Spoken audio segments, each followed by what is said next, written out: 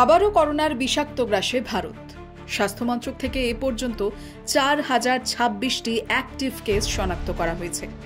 এই তালিকায় রয়েছে রাজ্য পশ্চিমবঙ্গ। এদিকে সাধারণের মধ্যে ফ্লুয়ের সংক্রমণও দেখা যাচ্ছে।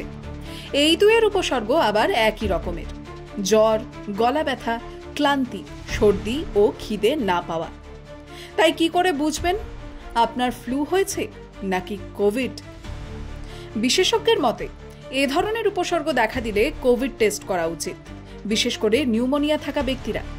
ঘরোয়া টেস্ট কিট সবসময় ঠিক নাও হতে পারে, তাই মাস্ক পরা ও ঘরবন্দি থাকাটাই শ্রেয়।